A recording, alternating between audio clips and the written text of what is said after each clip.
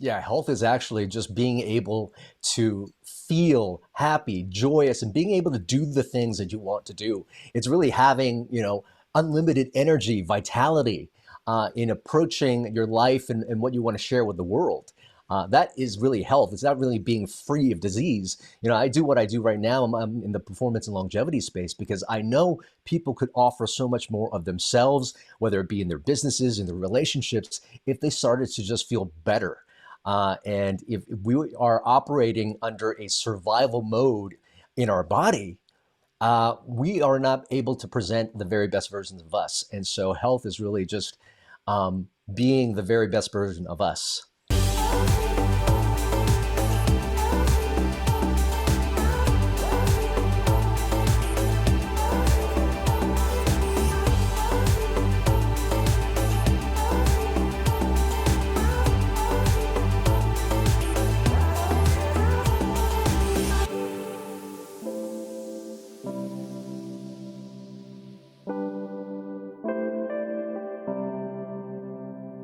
Hey, what's up, everybody? Welcome to a brand new episode of the None of Your Business podcast. Sean and Lacey here. And today we have a super, very special guest with us. One that I'm just super excited to dive into because this is a topic that, well, not necessarily my area of expertise. It's like the area that I geek out on. You're passionate about And it. I was thinking, like, maybe it's because I'm 51 years old. Maybe you just start to geek out on these things when you get to be a certain age. In certain circles, we've begun to run into today's guest over and over. And I always feel like I see him and I get so excited and I want to grab him and ask him 9,000 questions. And I know that usually, like, it's in a social setting or a networking setting, and everybody wants to talk to him, so I try not to monopolize his time. And I was saying earlier, though, I don't even know why I'm on this episode. Well, you're the beauty. This is You're a the you beauty thing. Like, you're so on the excited. podcast. You want to ask all the questions, so I'm just going to hang out. Well, wait till you see. Today. Those of you watching on video, Yeah. I mean, our guest today, he's looking pretty sharp. He looks like he's 22. Yeah. Because he's absolutely mastered this whole concept of longevity. And whether or not you're in listening to this because you're an entrepreneur, because you provide a service and you want to reach even more people, or maybe you just listen to the podcast and you want to be better as a human being, today's podcast is going to answer all of that and so much more. Let's bring in our guest for today, Dr. Kien Vuu. He is the author of Thrive State. Welcome to the None of Your Business podcast. It is a pleasure to be on, Sean and Lacey. Let's dive in. I ask all of our guests at the beginning, how do you end up here? And, look, if you watch TV, if you're into biohacking, if you're into longevity, you are going to come across your name. And oftentimes people just think that, with all of the experts in their field, like, well, maybe your father or your mother was in the field and they taught you everything they knew. And that's how you got to be so popular, so famous. Tell us sort of your trajectory, your story. Were you always an expert in this field of longevity, or how did we end up here where you are so known in this field? It's so funny you mentioned that. My parents actually are in the field of medicine. They're both pharmacists. I was born in post-war Vietnam. We came over on a refugee boat. I spent 8 months on a boat, 3 months in a Philippine refugee camp, and we were fortunate to end up in Los Angeles. And growing up as a kid, I actually wanted to do media and entertainment, but my mom was like, "Hey, look, we didn't travel across the world on a refugee boat for you to go into entertainment. You're going to be a doctor, an MD, or a physician." She gave me those three choices. And so I went to medical school. And, I really, wanted to be the top at what I was doing. And one of the most exciting fields at the time was actually interventional radiology. And for people who don't know what that is, it's actually radiology, which is medical imaging that utilizes CT scans, MRIs, and ultrasound that actually pierce inside the body to be able to detect disease. An interventional radiologist is actually a minimally invasive surgeon that uses the technology to be able to perform minimally invasive procedures. And just like anybody else who wanted to achieve success, I really aspired to study at the best institutions all over the world: National Institutes of Health, the Howard Hughes Medical Institute, UCLA. Became chief of interventional radiology at my hospital. But right around that time, when I thought I achieved what would make me happy and successful, I was actually overweight and diabetic, had high blood pressure, was on prescription medications. And I really realized at that time that I wasn't really given the tools in medical school to be healthy. And so I really had to take a deep dive as to how I was living my life. And, my initial goal wasn't, to strive for peak performance and longevity. It was just, how do I not have disease? I was chronically tired. I was feeling burnt out. And so really, at that time, it was just trying to figure out how to live my life. So I went into the field of longevity and performance really only to reverse my conditions. So I did additional training in anti-aging regenerative medicine, went into biohacking, and then really studied high performers, people who are living longest in the world. And now there's so much technology out there, in terms of diagnostic testing. We can test for early cancer. We can test for genetic diseases.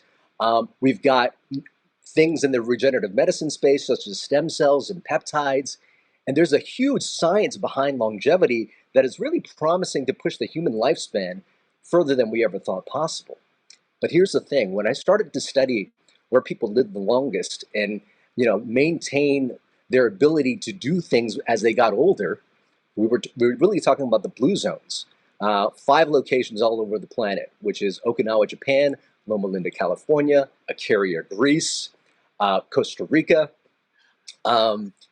This is why And Sean looks so young. I've lived in 2 of right. those places. Okinawa Oh, and nice. Costa Rica. So good job, Wow. babe. Oh, you guys are glowing.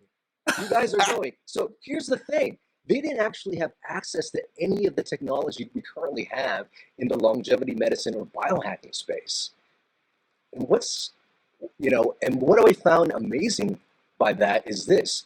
When we started to study how they lived as long as they have, it's really what they were doing every single day. The things that they were doing, how they lived their life is actually medicine. And so I started to study the way people show up and the choices that you make in 5 key areas of your life actually creates an energetic field in your body, a state in your body. And by the choices that you make, you could live in a stress state, which I was in. And the stress state actually drives up inflammation, it lowers your immunity, it puts you prone to chronic symptoms and chronic disease. And at that point, you're having chronic symptoms like fatigue, brain fog, you might have a gut and you're not performing very well. But if you make the right choices in your life, you put yourself in a thrive state, you create this energetic field that speaks to your cells. And here's the thing, it actually promotes optimal health. And the side effect of you being in the thrive state is actually peak performance and longevity. So you said something way back. I want to roll it all the way back at the very beginning of when you were talking about your experience in medical school. You said that you were overweight and you were diabetic, and you said that you felt like you weren't taught how to be healthy through medical school. Can you explain what does that even mean, and what does it mean to be healthy then? You know what, you would think that medical school would actually teach you health. Unfortunately, I sometimes feel that medical schools, teach people how to use medications and how to, use surgeries to fix things that were caused by how we live our life. Unfortunately, the culture that's promoted in medical school, a lot of, people are type A, going to medical school. They want, to get to a very uh, uh, a competitive residency, a very competitive specialty. And so people aren't sleeping very well. They're not managing their stress very well. These things aren't taught at all. They're not taught behavioral changes. And in fact, people were promoting, hey, you know what? Sleep is for the weak. They actually instituted the 80-hour work week just recently. But prior to that, people were working 120 hours a week, getting really burnt out, driving home tired, driving to work tired. And this was basically the culture that many people learned in medical school, and only the strong survive. Unfortunately, physicians actually have one of the highest suicide rates among any professions that are out there. So many people that actually end up, practicing. I look at some of my colleagues now, many of them unhealthy. We actually had somebody at a hospital I was working at a couple years ago. a young oncologist died being overweight, diabetic, of a huge heart attack. And that's something that's very prevalent in the physician community, unfortunately. This is interesting because I would imagine too that you're not necessarily taught how to be healthy. They're obviously encouraging a lot of unhealthy behaviors as far as, working and not being able to take care of yourself. So my first thought is like, then what exactly does healthy mean? Like, how do you measure that? How do we know what health is? Because so much of what we consider to be healthy was created by the traditional medical model. And so I'm wondering, is there actually an incongruency there? And what does health mean to you? Yeah, health is actually just being able to feel happy, joyous, and being able to do the things that you want to do. It's really having, unlimited energy, vitality in approaching your life and what you want to share with the world. That is really health. It's not really being free of disease. I do what I do right now. I'm in the performance and longevity space because I know people could offer so much more of themselves, whether it be in their businesses, in their relationships, if they started to just feel better. And if we are operating under a survival mode in our body, we are not able to present the very best versions of us. And so health is really just being the very best version of us. I gotta say though, that's so empowering. Like I love hearing that definition of health because I think so many people they assess whether they're healthy based on their body weight, the absence or presence of disease, how well they sleep at night, but not looking at it. Do I actually show up during my day with joy, with gratitude? Can I provide and give to the world all the things that I want to. And so that's such a freeing definition of health because I do see that all the time. You could be healthy by all of the objective measures that exist, but mentally, emotionally, internally, not be healthy. And nobody talks about that. So I love that you brought that up. I have to say that. Yeah, Well, I want to thanks dive into earlier. performance and longevity because I want to start superficial and then we'll see how I'll deep we deep can dive. go. But first, superficially, those are great words. Who doesn't want more performance in our circles? Entrepreneurs, right? Oh man, I need better performance. Yeah. So here's what happens, right? Energy drinks, Lots of caffeine and right? Like coffee, so, tons of coffee. even all the way to we know lots of people that are addicted to Adderall, Yeah. right? So that's performance, right? Is that what Yeah. we're talking about? So let's just talk about what is performance in longevity because oh yeah, longevity. What is that? Like go to the gym because you mentioned earlier some things like peptides and stem cells, and I want to get there.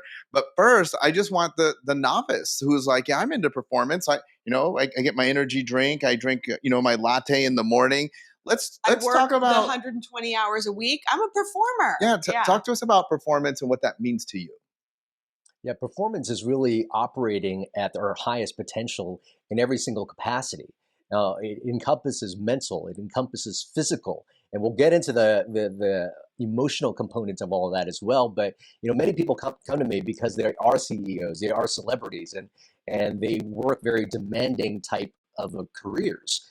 And what do they need to access? They need to access creativity. They need to access productivity, energy, vitality that they bring into their work.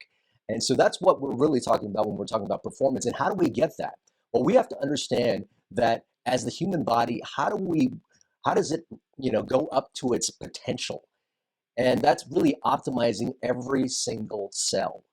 Cells become tissues, become organs, become systems that basically make up who we are. And so if we want a good cognitive and nervous system that's going to bring us creativity, innovation, to be able to think on our feet, to have great memory, be able to see patterns out there in the workplace, if we want that, then we need every single brain cell and nervous system cell to be optimized. If we want to be able to perform, as in, run tons of laps, lift weights, and ask the demands of our physical body to be there, we need every single musculoskeletal cell to be optimized as well. So we're really talking about optimized cellular health. And when we optimize every single cell, then we optimize every single system as well. But when those things aren't optimized, we start to we start to degrade the system, and that's when you start having chronic symptoms. This is so good. I thought I was going to be all excited about it, and Okay, now you're I the know, one. but I was just having a conversation with a client 2 days ago about this idea of cellular health, because so many people are taking that like outside in approach, like, oh, well, I don't sleep well at night. I don't get sound, restful sleep. I wake up unenergized. So I need to address the sleep problem, right? But if you don't have cellular health, which is the foundational elements of our whole being, then it's really difficult to patch that sleep issue. And so I was telling them, like, wow, you really got to get to the root cause of all the things going on in the system. So, how does one know, like, man, this cellular health concept is something that I need to figure out if I'm having issues or I should be addressing, versus it's just like I have the wrong pillow and I'm not sleeping right at night kind of thing. Well, I'm going to, give you and give your audience medical school training in basically 3 minutes. Let's go. And this is the one thing, if people understand this, they could really truly become their own doctor, and they don't necessarily need to come to a specialist like myself, although there are specialists that can help. But if you remember 5 things, there are basically 5 things that create this energetic state in our body and our cells, our DNA. So some people think, oh, okay, I'm going to be overweight. I'm going to have disease because mom and dad had it. Well, it's not so much, the genes that you get from mom and dad. It's only partially the story. These genes are actually constantly listening to its cellular environment. And what actually creates the cellular environment? It's these 5 categories. Number one is physical, which includes sleep, nutrition, and movement. The next thing is mental, meaning our thoughts. Our thoughts actually changes our biochemistry and molecular biology.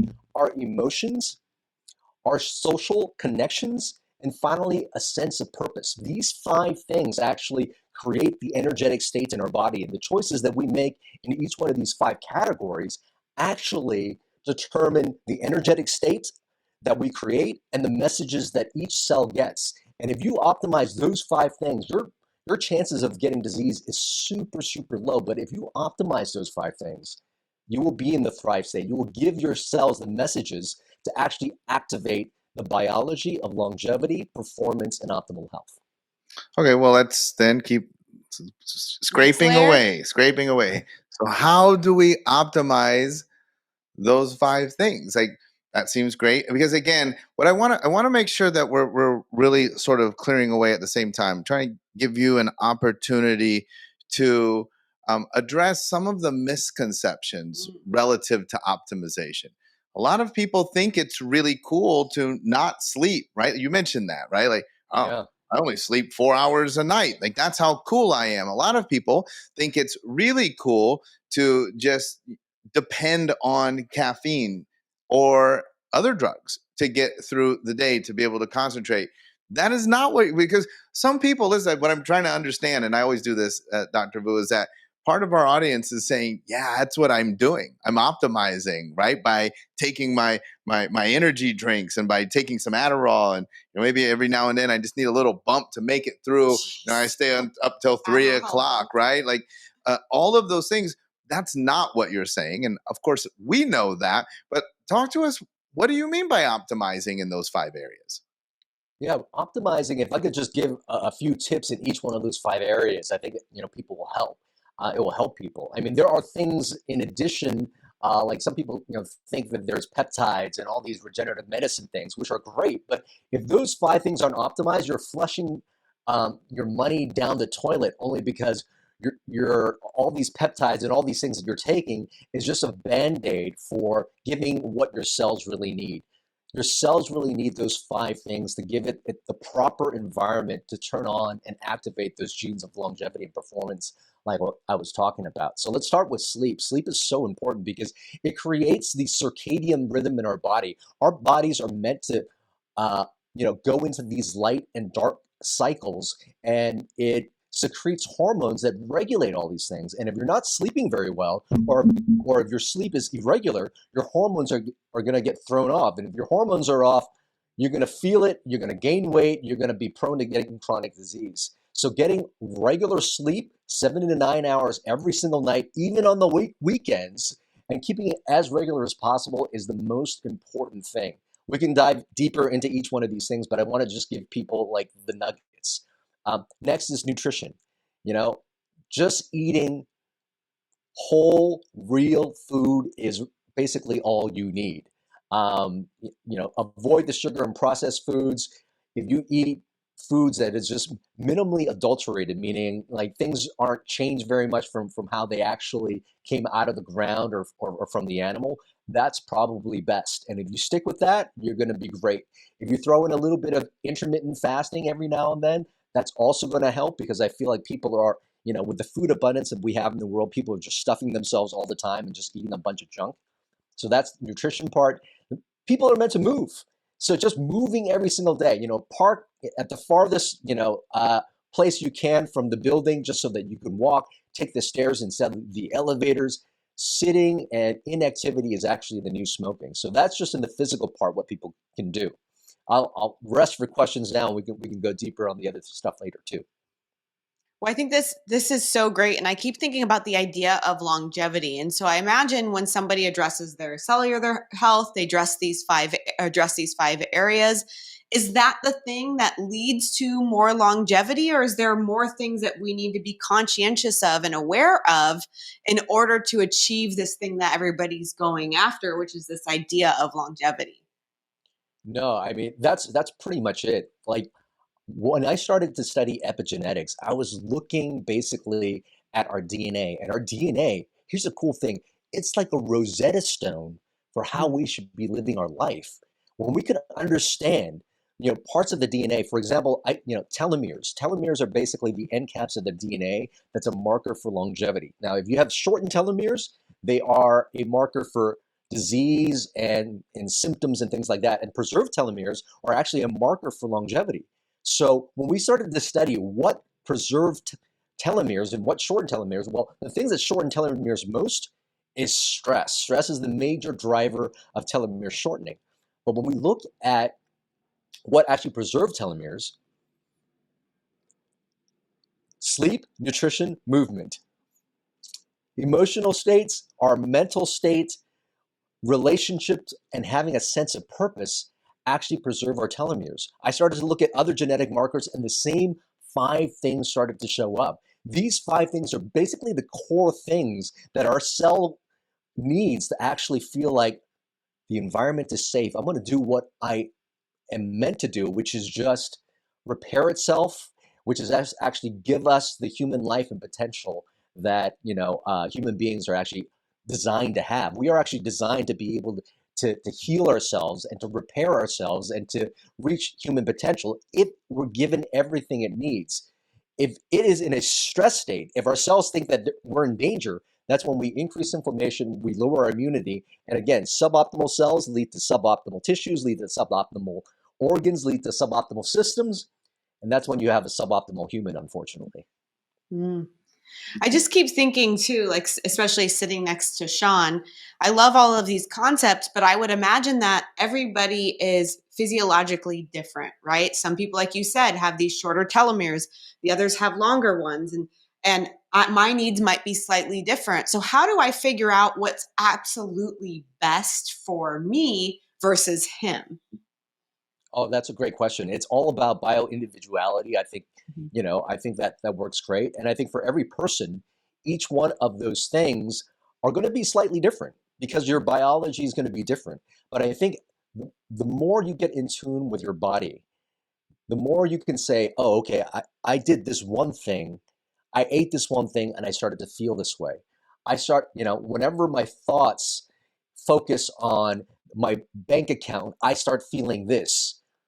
You start to have some biofeedback. And here's the greatest thing is if we could develop the muscle of intuition, understanding how we feel when we take certain actions in those 5 categories in our life, that's when we start to understand our own biology and how we work.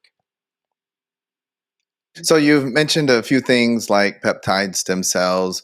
A lot of people take a lot of supplements, cold contrast therapy, infrared sauna. You didn't mention all of these, but all of these things you do. all the things I do, but all of these things are like coming right up to the forefront. I see a lot of people talking about them.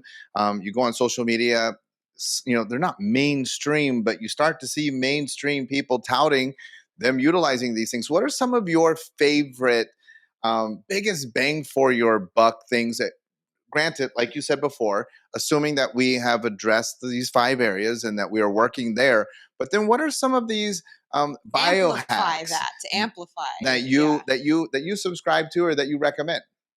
Yeah, really, really good. I mean, so remember, address those 5 things first. Those are the free things. And within those, lots of so many additional tips that are free, like, having a gratitude practice, like breath work, absolutely free. But if we start to step into the biohacking world, there are some favorites that I have. Number one, like you mentioned, is cold therapy. Cold therapy is actually a great way to reset the nervous system. It actually, for anyone who's tried cold therapy, it's initial shock to the system, but once you step out of it, you start to feel refreshed, you start to feel rejuvenated because it activates the sympathetic nervous system first, but then it actually puts you back into that parasympathetic. It actually activates adipose tissue and your brown fat to actually start to burn more energy, making you more energy efficient. So, it's a great weight loss tool.